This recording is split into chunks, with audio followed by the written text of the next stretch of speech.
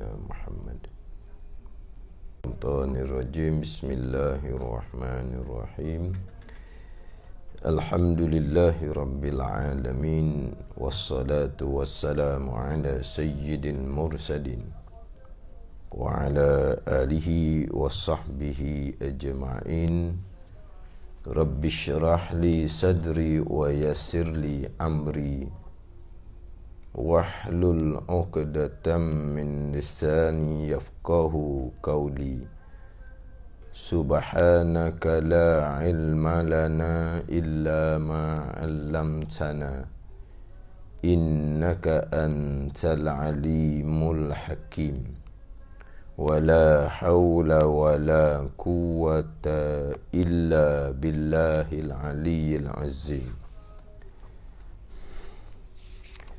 Kitab Safinatun Najah, muka surat 6, baris atas sekali. Qala al-muallifu rahimahullahu ta'ala wa nafa'ana bi'ulumihi amin. Ar-rabi'u massu kubulil adamiyyi aw halaqati duburihi bi batnil kaffi aw butunil asabi'. Bermula yang keempat daripada 4 perkara yang membatalkan wuduk. Menyentuh kubul anak Adam. Kubul yakni kemaluan hadapan, sama ada lelaki ataupun perempuan, atau bulatan duburnya, bulatan dubur anak Adam. Menyentuh ni dengan tapak tangan atau peruk segala jari. Peruk dengan tapak tangan atau peruk segala jari. Ini sambungan perkara yang membatalkan wuduk yang keempat. Menyentuh kubul anak Adam ataupun halakah dubur anak Adam dengan tapak tangan ataupun peruk anak jari. Ini hak jumhur lah, kebanyakan mazhab. Sentuh kemaluan membatalkan wuduk. Yang tak batal wuduknya sentuh kemaluan adalah mazhab Hanafi. Kemaluan hadapan ke kemaluan belakang ke tidak membatalkan wuduk. Itu pandangan mazhab Hanafi. Pandangan mazhab Maliki pula, sentuh kemaluan lelaki sahaja membatalkan wuduk. Sentuh kemaluan perempuan tidak membatalkan wuduk. Sentuh kemaluan perempuan tidak membatalkan wuduk. Contohnya kita kata anak perempuan kita kencing, kita pun istinja. Daripada kencing anak perempuan tadi tu, sentuh kemaluan anak perempuan tadi tidak membatalkan wuduk. Dan juga dalam mazhab Maliki, sentuh dubur pun tidak membatalkan wuduk. Maknanya kalau kita istinja anak kita selepas daripada anak kita buang air besar, wuduk kita masih lagi kekal. Wuduk kita tidak batal. Yang batal sentuh kemaluan hadapan lelaki ke perempuan. Yang batal sentuh dubur, mazhab Syafi'i dengan mazhab Hambali. Mazhab Syafi'i dengan mazhab Hambali. Kemudian mazhab Syafi'i yang kata sentuh dubur membatalkan wuduk, itu adalah kaul qadim bagi kaul jadid bagi Imam Syafi'i. Kaul jadid bagi Imam Syafi'i. Adapun kaul qadim bagi Imam Syafi'i, sentuh dubur tidak membatalkan wuduk. Sebab dalam hadis tidak sentuh. Dalam hadis Nabi tak sebut pun berkaitan dengan dubur. Dalam hadis Nabi sebut sentuh faraj.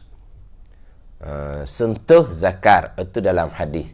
Tapi dalam mazhab Syafi'i kaul jadidnya, faraj ni adalah anggota yang berlubang, maka termasuk juga faraj adalah dubur. Itu pandangan kaul jadid dalam mazhab Syafi'i kita. Kita kalau sebut kata kaul jadid, kaul qadim, kita kena ingatlah kaul jadid Imam Syafi'i, kalau kita kata pandangan Imam Syafi'i yang barulah. Jadid tu baru, qadim tu lama. Jadi kaul jadid Imam Syafi'i fatwa ketika berada di Mesir. Kaul qadim Imam Syafi'i fatwa ketika berada di Iraq.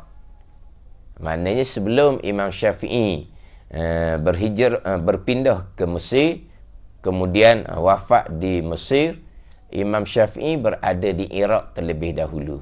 Jadi pandangan Imam Syafi'i ketika berada di Iraq dipanggil kaul qadim. Jadi kaul qadim ni pandangan yang lama. Qadim tu lah, qadim kidam tu. Sebab tu kita kalau ngaji sifat kidam, sifat qadim tu, sifat kidam, kidam zati, bukan kidam zamani. Kalau kita ngaji dalam sifat 20, kidam zati ni kidam dengan makna tidak ada permulaan. Dia ada kidam zamani dengan makna lama masa. Kidam juga. Dalam surah Yasin tu kan, kal urjunil qadim. Dalam surah Yasin tu, kembali seperti pelepah tamar yang usang, yang lama. Kalau urjunil qadim, qadim apa tu? Bukan kata qadim tidak ada permulaan. Qadim dengan makna lama masa. Jadi kalau sebut kata kaul qadim, makna pandangan Imam Syafi'i yang lama, yang terdahulu lah. Itu qadim zamani. Dia macam ginilah, kita kadang-kadang bercakap, kita ni sedia kala dah duduk di tempat tu. Sedia kala dah duduk di kampung tu. Sedia kala makna apa? Sedia kala makna tidak ada permulaan. Bukan dengan makna lama masa. Ada ni. Kalau sedia kala nu qadim azali, tu sedia kala hak zati, hak sebenar-benar sebut sedia kala, tak ada permulaan lah tu sedia kala. Ada ni. Dan kita cakap sedia kala tu dengan makna lama masa. Dia panggil kidam zamani. Ada ni. Dia kalau kira cakapan Arab, setahun tu panggil sedia kala dah. Tapi kita kalau sebut kata saya duduk kampung ni sedia kala dah, walah kita baru berapa tahun duduk situ. Kalau cakap Melayu kita, orang mungkin kata dia ni bohong. Sedia kala apa dia? Bukan orang kampung ni, asal beli tanah je sini, buat rumah di kampung ni. Tapi kalau Arab panggil sedia kala dah tu, qadim dah tu. Kalau setahun lebih. Kita tak, kalau sebut kata sedia kala, mana tok nenek kita lahir kampung tu. Di Arab dah, di setahun tu boleh panggil sedia kala dah. Qadim zaman ni. Jadi kaul qadim ni pandangan lama bagi Imam Syafi'i. Yang mana kebanyakan pandangan Imam Syafi'i yang muktamad adalah kaul jadid. Ada beberapa belas masalah, 17-18 masalah yang muktamadnya kaul qadim. Ni saya biasa sebut ni. Sebagai contohnya, kita membaca surah hanya di 2 rakaat yang pertama. Selepas membaca Fatihah, kita baca surah di 2 rakaat yang pertama. Adapun rakaat 3 ke 4, kita hanya membaca Fatihah. Itu kaul qadim bagi Imam Syafi'i. Kaul jadid bagi Imam Syafi'i, disunatkan membaca surah ke 4 rakaat. Tapi tidak ada kita amal seumpama tu. Sebab apa? Sebab pandangan muktamad adalah kaul qadim, surah hanya disunatkan baca di 2 rakaat yang pertama. Sebagai contoh laginya, waktu maghrib.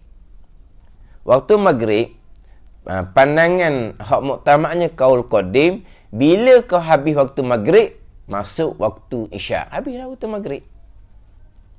Ada ni. Tapi pandangan kaul jadid bagi Imam Syafi'i, waktu maghribnya singkat. Waktunya bila? Masuk waktu, kemudian waktu azan, waktu iqamah, qada 4-5 minit, waktu menyempurnakan syarat, waktu untuk berwudu, waktu untuk menutupi aurah. Ni waktu dia. Kemudian sembahyang waktu sembahyang 5 rakaat je habis waktu maghrib. Bukan maknanya selepas daripada masuk waktu baru kita nak berwuduk, bukan, kira waktu. Lepas daripada masuk waktu maghrib, waktu untuk azan dan iqamah kita kata 5 minit. Waktu untuk berwuduk, menutupi aurah, kita bubuh. Apa-apa? 5 minit, 10 minit, gitulah. Kemudian waktu untuk sembahyang 5 rakaat. Selepas tu habis waktu maghrib. Waktu isyak belum masuk, tapi waktu maghrib sudah habis. Pendek saja waktu maghrib, kaul jadi bagi Imam Syafi'i. Tapi yang kita dok pakainya, waktu maghrib habis dah habis, masuk waktu isyak. Tapi kaul jadi Imam Syafi'i, waktu maghrib singkat sahaja. Tapi habis waktu maghrib bukan boleh sembahyang isyak, bukan.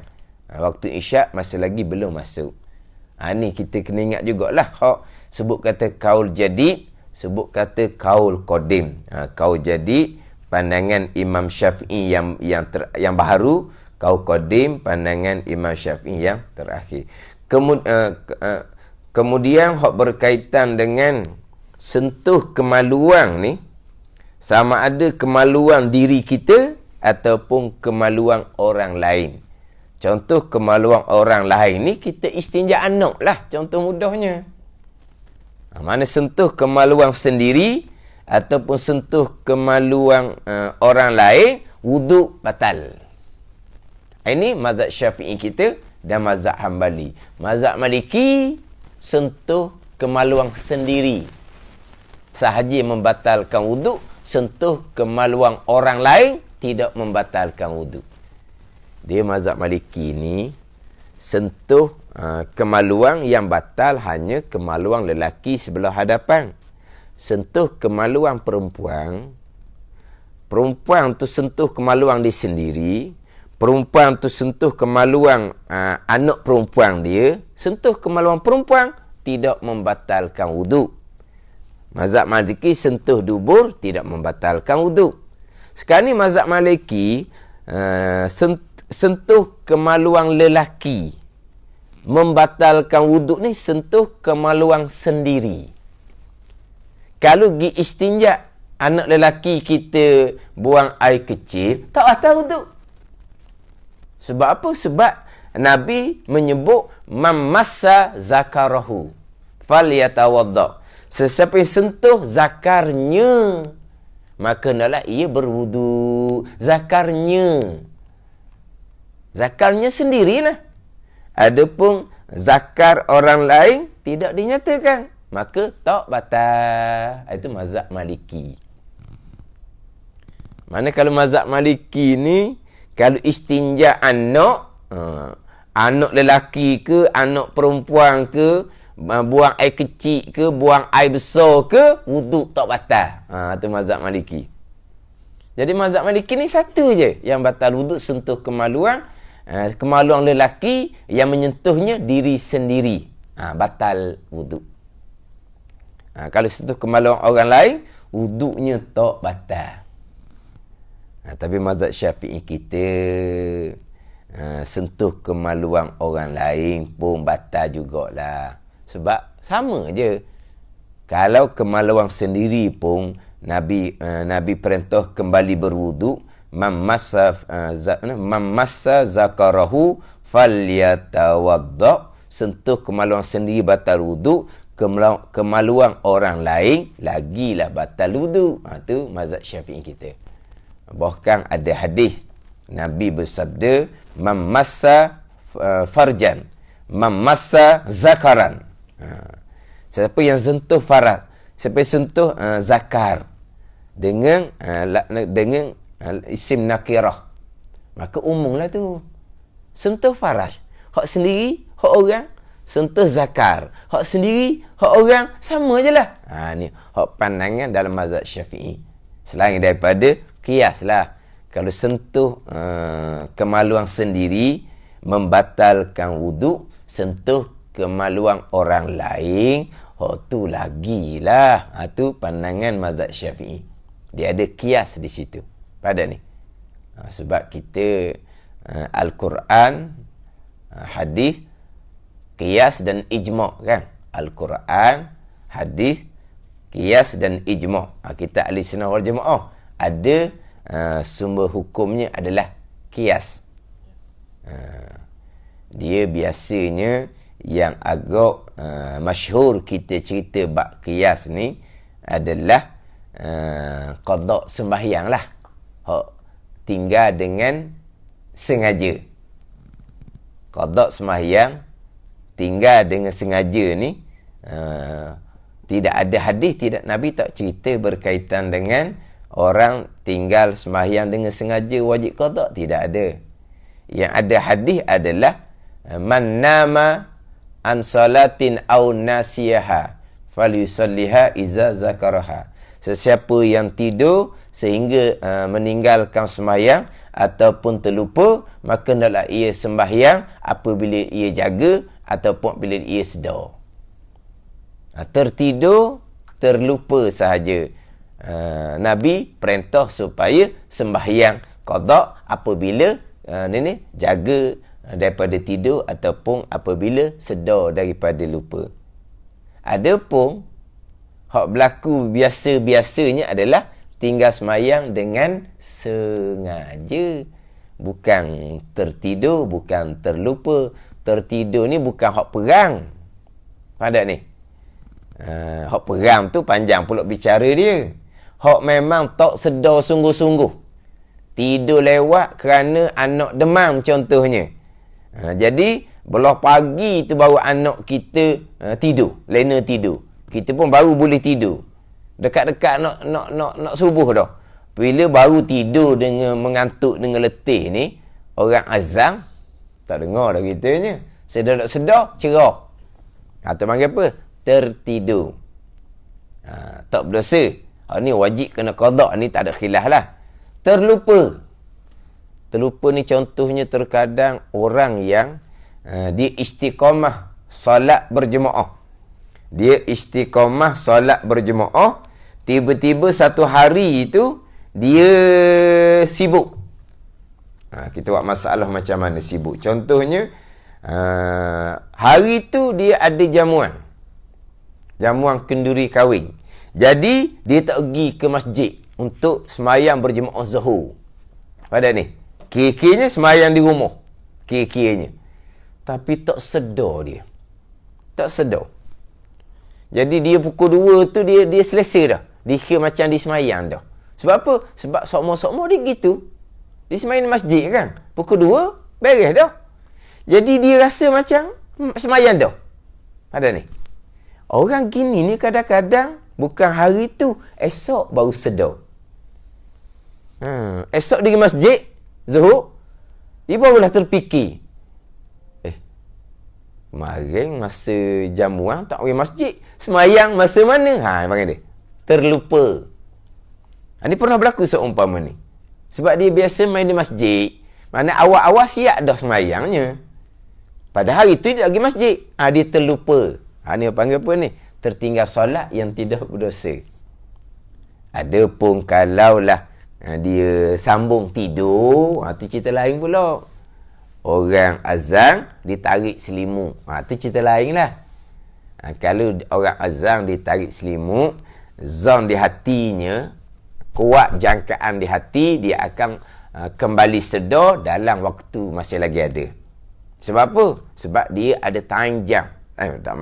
Time telefon sekarang ni, tak ada time jam dah. Jadi di masjid itu, tu subuh masjid awal, subuh dia lambat sikit. Subuh dia dengar telefon dia tu. 6 suku ke 6.30 ke, tu subuh dia. Jadi masjid azan tidak peduli. Dia nak tunggu telefon dia bunyi 6.30.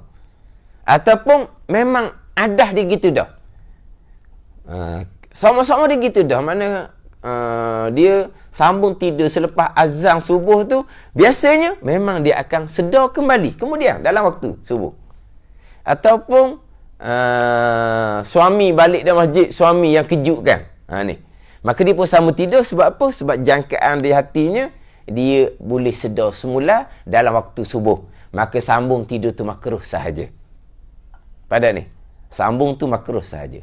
Tapi kalau sambung tidur, kemungkinan sedar dalam waktu, kemungkinan sedar waktu habis, sambung tu haram dah. Ada ni. Hak tadi sambung tidur selepas dia masuk waktu subuh, kalaulah kuat jangkaan di hati, akan sedar kembali dalam waktu, sambung tu makruh. Tapi kalau sambung, kemungkinan sedar waktu masih lagi ada, kemungkinan waktu sudah habis. Sambung, hukumnya haram. Kemudian, hak sambung, hak hukumnya makruh ni. Yang jangkaannya akan sedar kembali dalam waktu. Tiba-tiba pagi tu, telefon hak kita time tu salah kok mana tak tahulah. Tak bunyi. Ada ni. Hak adah kebiasaan akan sedar dalam waktu subuh, hari tu pelik. Sedar terbit matahari. Hak biasa suami yang kejutkan semai subuh tu, suami tak balik-balik. Lepas semai subuh kawan dia ajak pergi minum air kedai. Contoh ni. Maka dia pun sedar waktu habis dah. Dia apa benda? Tertinggal subuh, termasuk yang tidak berdosa. Termasuk yang tidak berdosa. Pada ni. Sebab dia sambung tu bukan sambung yang haram. Adapun kalau sambung yang haram, dia sedar tu habis waktu dah. Hak tu dia panggil tinggal sembahyang yang berdosa. Hak sambung hak haram tu. Tiba-tiba dia sambung dalam keadaan jangkaan di hati, kemungkinan sedar dalam waktu, kemungkinan sedar waktu habis, sambung tu haram, tiba-tiba dia sedar dalam waktu. Dia sembahyanglah. Tunai. Tapi sambung tadi tetap haram. Tapi kalau sambung hak haram ni, sedar habis waktu, termasuk dalam tinggal sembahyang yang berdosa. Ada ni. Pergi pada hak lupa pula. Hak lupa yang umpama tadi tu, hak kerana jamuan. Hak tu lupa yang tidak berdosa. Ada pun lupa kerana bermain dengan benda-benda yang melalaikan. Ada kitab dia kata kalak bisa teranjin, seperti main catur. Itu dalam kitab lah. Satu permainan yang memang melalaikan. Main catur apa semua. Ni cerita dulu ni. Main daun teruk. Ada daun teruk. Main daun teruk ni memang teruk sungguh lah. Memang teruk-teruk sungguh. Kalau dibelikan, isteri suruh beli, kemudian diberiti main daun teruk, memang ikan yang disakut paku tu, pakai buruk situ lah. Maknanya apa? Sebab apa? Lalai. Ralik sangat orang panggil. Permainan seumpama tu hukumnya makruh dalam mazhab Syafi'i, hukumnya haram dalam mazhab Hanafi. Pada ni. Mazhab Hanafi, permainan umpama catur ke, daun teruk ke, permainan yang betul-betul melalaikan. Mazhab Hanafi hukumnya haram. Mazhab Syafi'i hukumnya makruh. Sekarang ni tak ada mainan seumpama tu. Mana permainan yang melalaikan? Dalam telefon tu lah. Dalam telefon tu tak sedar ke pukul berapa. Ada ni. Dalam telefon tu. Kadang-kadang tak sangka-sangka. Ustaz tolong kau tegur suami dia. Dah ustaz baik dengan suami dia kan. Kenapa pula nak tegur apa benda pula. Duduk masjid sama lah. Tapi kalau jumpa telefon, jumpa komputer, tak sedar pukul berapa malam. Kata pelik juga. Bukan orang muda-muda. Orang tua dah. Dia kata kalau jumpa je telefon, boleh ke dia telefon, boleh ke dia komputer, dia main game macam budak-budak tu, tak tahu ke pukul. Pada ni, tak tahu ke pukul berapa tengah malam. Tu kata. Permainan yang sangat-sangat melalaikan. Mazhab Syafi'i kita makruh, mazhab Hanafi hukumnya haram. Kalau dia bermain permainan ni, sampai ke terlupa sembahyang, hak tu tertinggal sembahyang yang berdosa. Bukan hak tertinggal sembahyang yang kerana lupa, yang syarak maafkan, tidak termasuk. Ada ni kan, tertidur, terlupa, sehingga kan tertinggal solat, syarak maafkan, tidak berdosa. Terlupa hak mana? Bukan terlupa kerana bermain dengan permainan yang sangat-sangat melalaikan. Itu terlupa yang menyebabkan tertinggal solat, hak tu syarak tidak maaf. Dia panggil meninggalkan solat seperti dengan sengaja juga, hukumnya adalah berdosa besar. Jadi kita balik kepada hak dalam hadisnya, tertidur, terlupa, yang tidak berdosa, tertinggal solat, wajib kena qada. Hak sengaja Nabi tak sebut. Tapi ahli sunnah wal jamaah, keempat-empat mazhab Hanafi, Maliki, Syafi'i, Hambali, pakai kias. Kias macam mana? Kalau tertidur, terlupa, tertinggal solat yang tidak berdosa, wajib diqadakan. Kalau tinggal dengan sengaja, lebih-lebih lagi lah. Tu kias dia panggil. Kias aulawiyah. Makis lebih tinggi daripada makis alai. Ada ni. Hak Nabi kata, tertidur, terlupa. Tertinggal solat, wajib kena qada. Tertidur, terlupa, tak salah. Tak berdosa, wajib qada. Kalau tinggal dengan sengaja, sama telah lah. Tapi mana ada hadis? Mana ada dalil? Memang tidak ada. Tapi pakai kias. Ni banyak orang pakai hujah ni. Tak ada dalil. Tinggal sembahyang dengan sengaja, wajib diqadakan. Tidak ada dalil. Dalil hadis tidak ada. Tapi pakai dalil qiyas. Sebagai contoh ginilah dalam Quran. Wala taqul lahuma uffin. Jangan kamu kata pada kedua bapa kamu itu haram. Tapi Quran tidak sebut jangan tumbuk ke, jangan tolak ke, jangan terajang ke. Macam mana? Tumbuk, tolak, terajang, boleh? Bolehlah, Quran hanya larang saja. Tengoklah kalau pun haram, tumbuk, tolak, terajang, sama telah lah. Mana ada dalil? Kias. Ni ahli sunnah wal jamaah dipakai sumber kias sebagai dalil. Ni ada ni.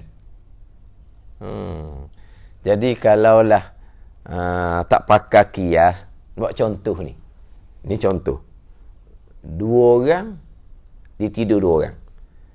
Kemudian kawan ni memang tidur mati. Kalau tak ada orang yang kejutkan betul-betul, memang subuh dia takkan sedar. Kawan ni sedar. Orang bang sebut dia pun sedar. Dia pun bangun, pergi bilik air, kencing, lepas tu sambung tidur. Sampailah cerah, barulah bangun semula dua-dua orang ni. Jadi, hak tak sedar sungguh-sungguh tu, tak berdosa. Dia tak semai subuh. Hak sedar dah ni, saja tak mau semayang, berdosa besar. Kemudian macam mana ni? Qada. Kamu wajib qada lah, sebab Nabi kata kamu tertidur, kamu wajib qada lah. Dah kamu pula, saya sengaja tinggal. Saya tak payah qada lah. Aku kena kamu. Ada ni. Kalau tak pakai hukum qiyas. Jadi, hak kawan ni, hak memang tak sedar sungguh, hak tak berdosa ni, tertinggal subuh, kamu kena qada. Sebab Nabi kata, dah kamu, saya bangun kecing no. Lepas tu subuh, saja je tak mau semayang. Dah kamu dah qada. Saya dah payah sebab Nabi tak beritahu pun kalau tinggal dengan sengaja. Kalau gitu lain kali gerak buat saya, biar saya sedar, lepas tu saya tidur semula, saya tinggal subuh dengan sengaja, baru dah qada gitu. Kan tak logik gitu tu. Dah ni. Kalau hak tak berdosa tertinggal subuh pun wajib qada, hak berdosa. Tu panggil qiyas. Al-Quran, hadis, ijma' dan qiyas. Jadi sekarang ni hak hadis, mamassa zakarahu falyatawadda. Siapa sentuh zakarnya, maka hendaklah berwuduk. Zakar orang lain sama telah lah. Qiyas lah juga. Ataupun ambil hadis yang lebih umum, mamassa zakaran falyatawadda. Siapa sentuh zakar, umum. Dengan isim nakirah tu umum. Zakar. Hak sendiri ke, hak orang ke, hak terpotong dah ke, terpotong, accident. Jumpalah, ambil sipang nak pergi sambung di hospital. Masa pegang hak zakar yang terpotong tu, wuduk ada, batal juga sebab zakar. Zakar walaupun sudah terpotong sekalipun, selagi panggil zakar lah. Kalau hanya sisa-sisa tak panggil zakar dah, itu macam daging-daging tubuh yang lain je lah. Maknanya sebut tersentuh zakar, batal wuduk walaupun zakar yang sudah terpotong. Kemudian hak batal ni hak mana pula? Hak batal ni kalau hak lelaki hanya zakar tu saja. Adapun unsayain ni kalau dalam kitab lama dipanggil 2 biji abi mana.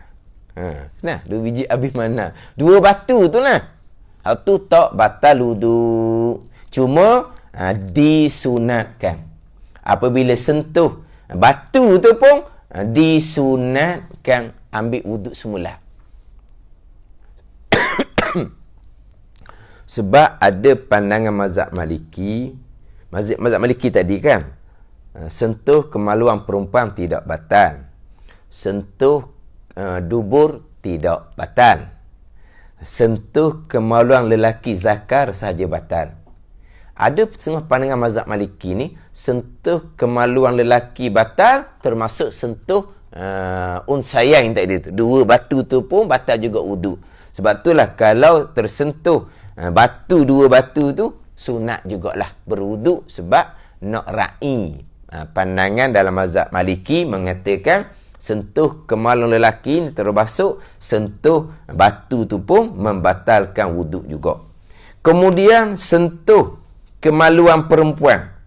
Sentuh kubul perempuan ni yang batal wuduk hanyalah tempat yang berdempet dua bibir kemaluan perempuan ketika berdiri. Hak tu je batalnya. Sentuh dia punya 2 bibir yang berdempet ketika berdiri. Adapun hak kok luar tu tak batal. Adapun hak kok tengah tu pun tak batal. Faham tak? Yang batal hanyalah dia panggil multaqa syufraiha. Tempat berjumpa 2 bibir kemaluan perempuan ketika dia berdiri. Ketika dia mencangkung, tempat tu terbuka. Tempat yang berdempet tu saja yang batal wuduk bila sentuh. Adapun di luar 2 belah tu tak batal. Adapun di tengah tu pun tak batal. Itu pandangan Ibnu Hajar, pandangan muktamad dalam mazhab Syafi'i. Pandangan Syekh Ramli-nya, hak di tengah tu pun batal juga. Itu pandangan pandangan Syekh Ramli lah. Pandangan Syekh Ramli, hak di tengah tu batal juga. Pandangan Syekh Ibnu Hajar, hak senin, hak di tengah tu tidak membatalkan wuduk. Yang batal hanyalah hak tempat berdempet dua tepi bibir kubur perempuan tu saja yang membatalkan wuduk apabila sentuh. Mana tak banyak lah. Bukan kesemuanya batal. Mana sebelah luar dua belah tu tak batal. Sebelah tengah, sebelah dalam tu pun tak batal. Itu hak kubur perempuan. Kemudian hak dubur pula, yang batalnya adalah tempat yang yang berdempet ketika kita berdiri. Yang mana kita mencangkung atas 2 kaki, tempat yang berdempet itu akan terbuka. Di situ sahaja yang membatalkan wuduk. Bukan sekalian dubur, bukan. Mana dubur yang membatalkan wuduk ni? Tempat yang apa? Halaqah dubur. Yang mana halaqah dubur ni, bulatan dubur ni, ketika mana dia terbuka pada masa mencangkung atas 2 kaki, hak tu barulah membatalkan wuduk. Tempat berjumpa keliling lubang tu, yang mana ketika berdiri dia tidak akan terbuka. Mana kalau ketika berdiri sentuh tidak kena tempat batal. Mana batalnya? Ketika mencangkung atas 2 kaki.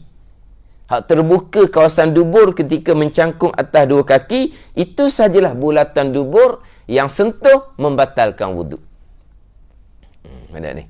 Hak mencangkung atas 2 kaki, hak terbuka tu saja sentuh membatalkan wuduk. Kemudian dalam mazhab Syafi'i kita ni, sentuh dengan tapak tangan. Ataupun segala atau peruk segala jari. Peruk segala jari. Batin, dia panggil peruk. Kita sebut kata peruk segala jari ni, kita tak kenal lah batin. Maknanya, kalau kita katalah, di manakah tangan yang membatalkan wuduk sentuh kemaluan. Ni. Hak mana yang kita dempekkan dua tangan, hak mana yang bersentuh ni, hak ni lah kalau sentuh kemaluan membatalkan wuduk. Kalau sebelah sini dia dempekkan seumpama ni. Kalau sebelah ibu jari tangan, dia dempek begini. Ni hak dia dempek begini. Mana yang bersentuh? Ni mana yang berdempek ketika kita dempekkan dua tapak tangan ni, hak berdempek yang bersentuh ni sahaja. Kalau sentuh kemaluan batal wuduk. Kalau sentuh hujung tak batal. Kalau sentuh tepi tak batal. Kita nak basuh kecing anak kita, kita pun pegang gitu. Kita pun pegang gitu pada kepik. Tapi bahaya. Sebab apa? Sebab kemungkinan dia tu akan meleret kepada ni perut. Pada ni. Dia ambil dia kepik gitu kemaluan anak dia nak istinja ni. Tapi terkadang dia boleh pergi tu kepada perut anak jari lah. Ada ni. Tapi kalau betul-betulnya memang ni tidak membatalkan wuduk. Hujung pun tidak membatalkan wuduk kalau sentuh. Yang batal ni dengan tapak dan juga perut.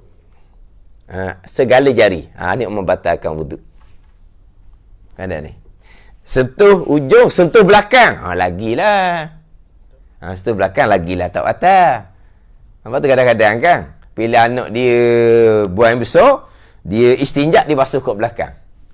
Tapi basuh kat belakang, tak puas hati jadinya. Tak puas hati, takut, tak bersih. Dia basuh kat belakang. Tapi seeloknya, jangan basuh kat belakang gitu. Sebab apa kalau basuh kat belakang gitu, mazhab Hambali dia batal belakang ni. Ni. Sentuh kemaluan sebelah mana-mana pun batal belakang ni. Mazhab Hambali. Dia tak ada tapak dengan perut segala jari. Semua. Ni, depan belakang. Batal. Tu mazhab Hambali. Dia batal sekaliannya. Dah ni. Jadi kalau kot belakang pun tak payahlah. Tapi ada juga memang dia faham kot belakang. Sebab apa? Sebab bukan tapak tangan dan bukan segala perut anak jari. Tu mazhab Syafi'i kita lah. Ada ni. Hujung, tepi, belakang, sentuh kemaluan, kubur ataupun dubur tidak membatalkan wuduk. Kita biasanya sebut perut jari ni. Di bahasa kita, kalau kita bahasa ni panggil apa? Batin ada. Ni panggil apa ni? Ni betul panggil tapak, ni panggil apa? Panggil batin ada. Panggil apa? Sekarang ni tapak tangan. Dan ni panggil tapak jari. Yelah jari ni, ni jari lah. Kalau ni saja. Bukan panggil batin tangan. Batin jari, bukan. Kalau panggil perut, segala anak jari, perut tu, bahasa lama tu, perut. Sebab hak Arab ni, au butunil asabi'. Butunil asabi'. Itu yang mahu dengar, perut segala jari. Dia biasa kitanya kalau bicara bab perut jari, biasa ni, tapi ni bab lain lah, ni bab lain. Kita pun nak habis dah bicara bab perkara membatalkan wuduk ni, kita ada masa sikit lagi. Kemudian tajuk kitab Safinatun Najah ni masuk kepada perkara-perkara yang diharamkan apabila kita batal wuduk. Perkara yang diharamkan apabila kita berjunub, perkara yang diharamkan apabila kita haid dan nifas. Dia akan bicara nanti. Dia biasa bila bicara bab perut jari ni, biasanya ketika kita sembahyang, syarat untuk sah rukun sujud. Kan? Kita syarat untuk sah rukun sujud ada 8. Salah satu daripada syarat 8 tu, kena bumi 7 anggota. Kena bumi 7 anggota. Satunya, dahi. Dahi dia beza sikit. Dahi, selain daripada wajib kena bumi, wajib tanpa berlapik. Dan wajib kena tekan. Tekan. Jangan letak saja-saja. Tekan di mana apa? Kalau ada kapas di hadapan, kapas tu jadi telok ke mana? Kapas tu akan jadi itulah, faham tak ni? Itu makna tekan. Bukan tekan tonyoh di latar, bukan. Takutlah kita tengok latar tu berabuk, kita bubuh dahi, bubuh je. Bersentuh dahi dengan lantai. tak berlapik. Tapi bersentuh. Tekan ke dok. Maka tak sah. Dahi saja. Kena bumi. Wajib jangan berlapik beralas. Dan wajib kena tekan. Berlapik beralas ni dengan anggota tubuh kita ataupun pakaian kita. Anggota tubuh kita tubuh tangan ke. Pakaian kita macam orang perempuan baju semayang dia ke. Adapun kalau anggota tubuh orang lain, pakaian orang lain, tak ada kena-mengena. Macam mana anggota tubuh orang lain? Kita nak sujud, cucu bubuh tangan dia. Kita pun sujud atas tangan dia. Tak ada masalah. Berlapik dengan tangan orang lain, bukan tangan kita, tak apa. Bukan dia buat tangan. Kita nak sujud, dia pun netang sejadah kita tu. Kita pun sujud atas perut dia. Dia pun napah. Sosak kita pula ngilah. Dah, boleh semayang gitu. Ngilah lah jawapan dia. Mana kita, sujud atas perut. Perut orang tak apa, bukan perut kita. Bukan tubuh kita.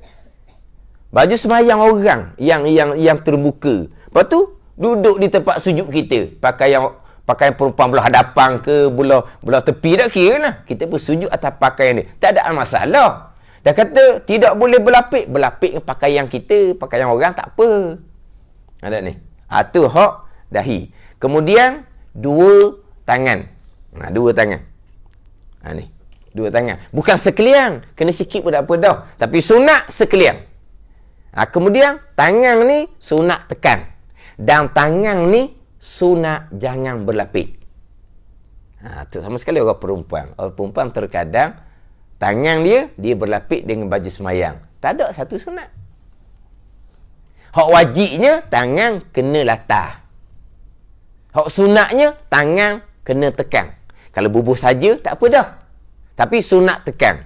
Satu lagi sunatnya, tangan jangan berlapik. Orang lelaki memang tidak berlapik. Orang perempuan, bila berlapik saja, sudah tidak ada satu perkara sunat hai'ah di dalam sembahyang.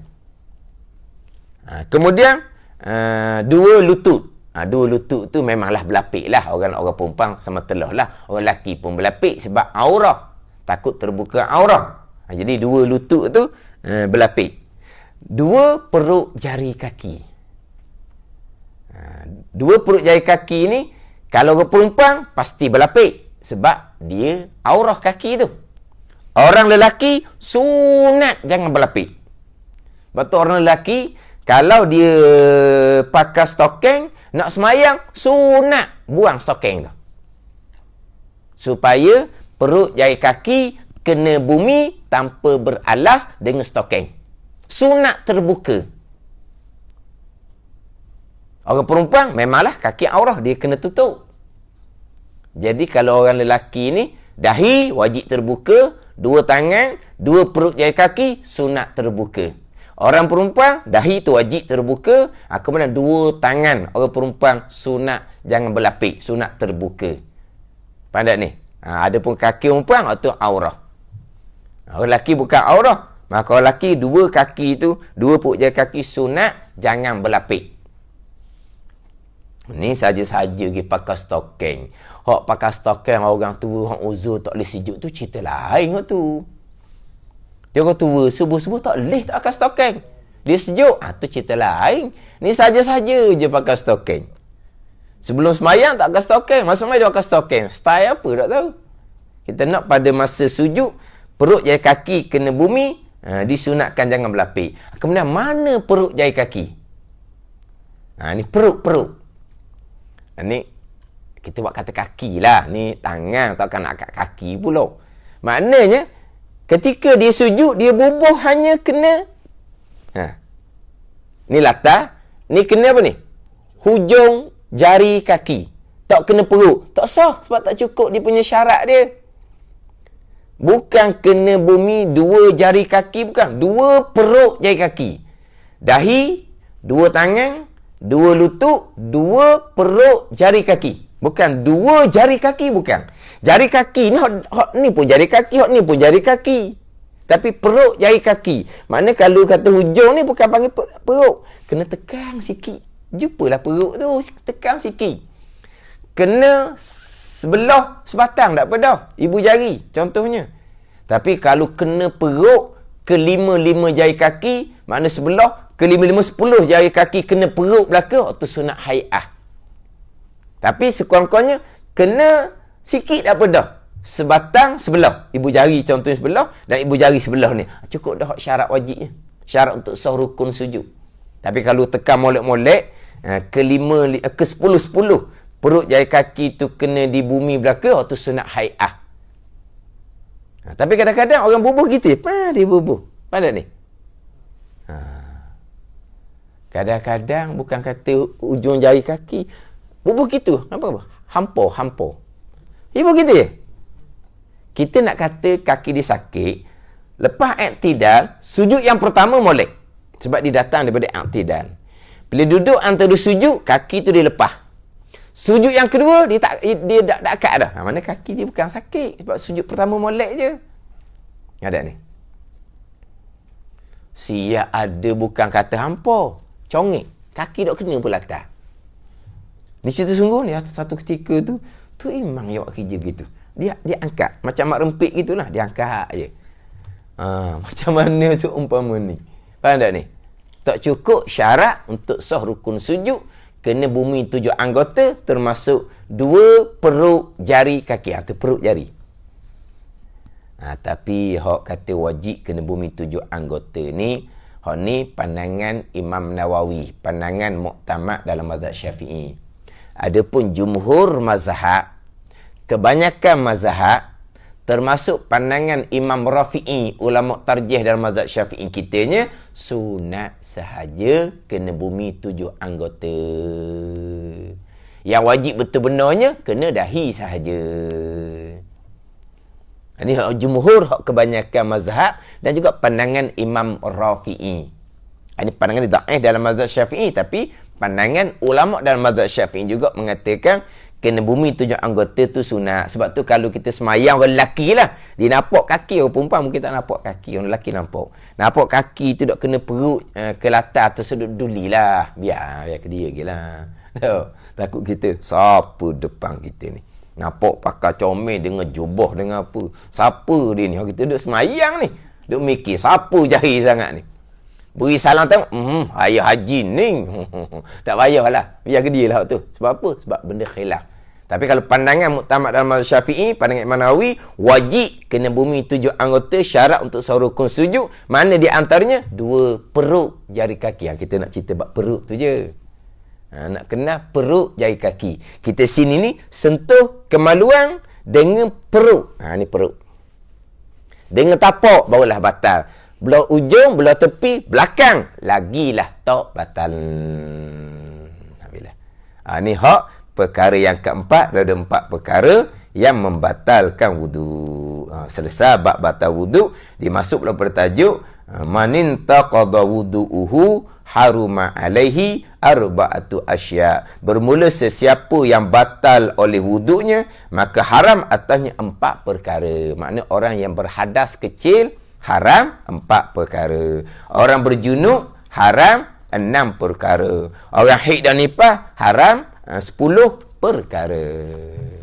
Wallahu a'lam. Bismillahirrahmanirrahim. Alhamdulillahirabbil alamin. Wassalatu wassalamu ala sayyidil mursalin wa ala alihi wa sahbihi ajma'in. Allahumma aftah alaina futuhal arifin. Allahumma allimna ilma akdamin wa fahimna famasabikin warzuqna ruqat talibin. Allahumma zidna ilma wa alhiqna bis salihin. Wa sallallahu ala sayyidina Muhammadin wa ala alihi wa sahbihi wa sallam. Walhamdulillahi rabbil alamin.